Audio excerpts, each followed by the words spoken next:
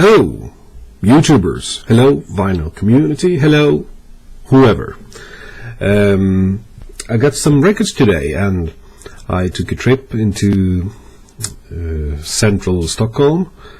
I hadn't really planned to do that, but some days ago I got a tip about a charity shop that sold that apparently had a good section where they sell records. A friend of mine who I known online for several years told me about it. She's called Jenny. So well, I thought, well, why not? I went there, and yeah, it was quite good. Maybe a bit overpriced in my book, but still, it's a charity shop, so it wasn't charity shop prices, but still, of course, the money goes to something well worth paying for. In this case, it goes to pay for Stockholmers that are less fortunate, and that's good, of course. Sorry. So, what did I get today? Well, let's start with the oldest one. Bit ratty cover, but record looks alright, and I'm quite sure I enjoy this. The contents of this 10-inch album on Columbia. Clarence Williams Washboard Band, Blue 5 and Novelty 4. Backroom Special. And this is a French 10-inch album. Sleeve not in best condition. Recordings from 1920s and early 30s. So this is the kind of jazz that I'm quite fond of. There. Oh yeah. Sorry. I could of course show you the lovely green and silver label. Long disc micro-Sulon. Well, I'm not sure if it's from the 50s or 60s, because in France they used the 10-inch format for quite a long time, but I would guess that this is the 50s. It looks like the 50s. Okay, then over to Elvis Presley album that I wasn't aware of. That this is, this is an interview disc or double album with some nice pictures on the sleeve. It was issued by Audio Fidelity in 1981.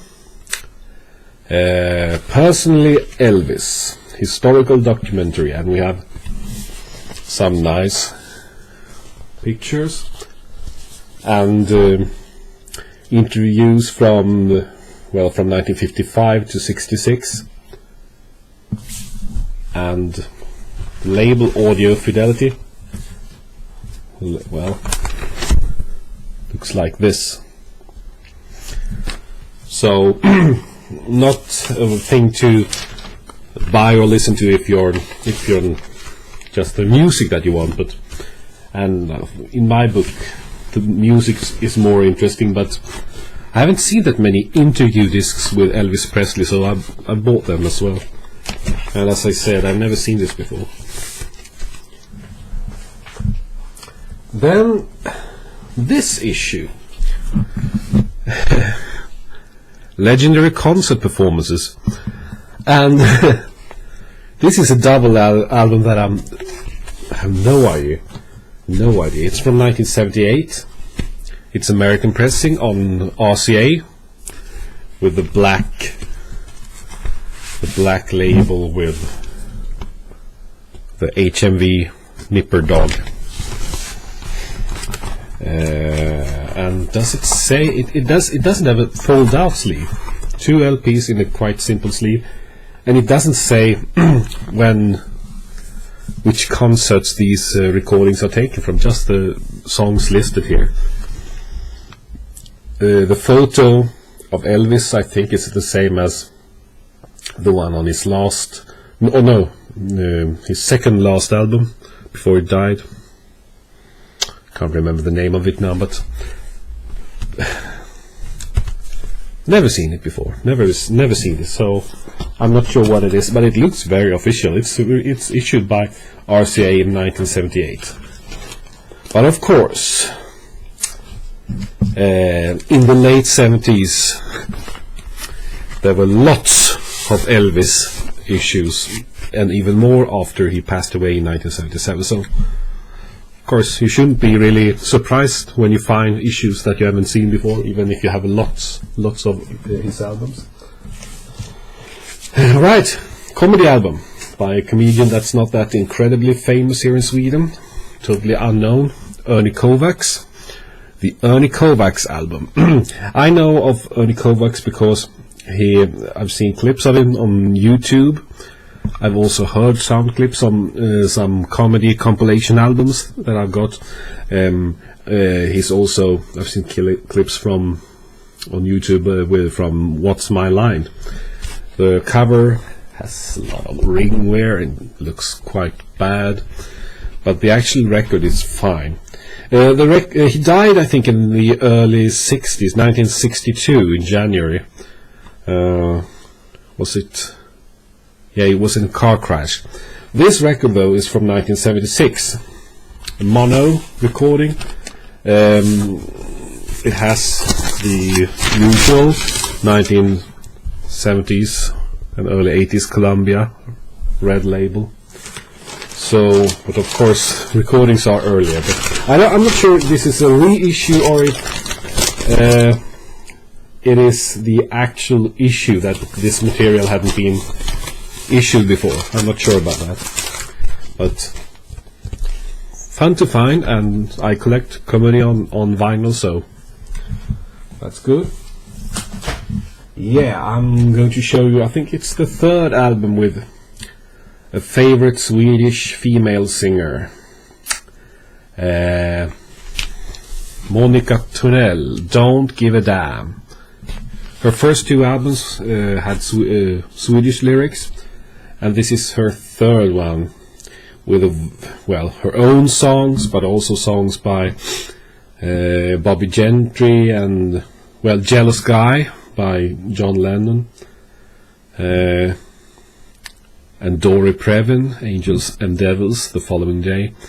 But also, the record begins with the lovely tune, I'm in love with the big blue frog. I know that from the Muppet Show, but I don't know if it's famous from anywhere else. Anyway, it's from 1975 on Philips. It's produced and arranged by Björn Jesonlind, who is a name that often is mentioned in the vinyl community, especially from the Swedish members of it. Yeah, over to another comedy vinyl that I've been looking for a long time. PDQ Bach on the Air with Professor Peter Schickele. I'm not sure if this is the first PDQ Bach album, but it's an early one from 1966-67. But this is a later pressing from the 80s. It's on Vanguard, but it has the yellow 80s midline, Vanguard midline label. But fun to find. Good combination of comedy and classical music. And this is probably one of the